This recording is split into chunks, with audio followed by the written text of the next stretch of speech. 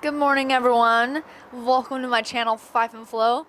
I apologize if you hear a lot of road noise. I'm gonna try to keep the mic up here so you can hear me a-okay. So I purchased the Durolux that is on my LaSalle Peak back in October of last year, and I've clocked in plenty of miles on it, so let's talk about it. Alright, before I chat about my experiences with the fork, I first want to touch on some of the standout features. One is the value of the Durolux 38. It comes with a price tag of $850 US, and its competitors, being the Zeb and the Fox 38, come in more than $1,100. Honestly, at the high end of forks, you're gonna find something you enjoy, and might as well get something that's a pretty good value, and you can use the rest of the money to buy a park pass or something. The other standout feature is that this fork is truly Ebike ready. So like other brands, it is strength tested and it's stiff, but this goes beyond that. It is compatible with Bosch's ABS system. I'm curious to see if Bosch's ABS really takes over the e-bike market.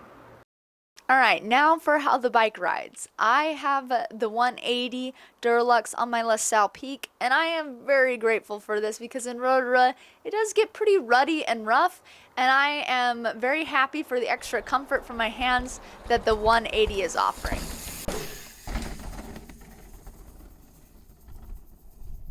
This fork eats up the chunder quite well, especially when things get fast and there are a lot of repetitive hits.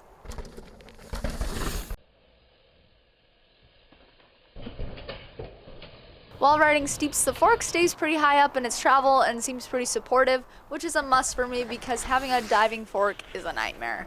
I've spent some time dialing in my settings on my fork, so I feel like it's pretty balanced.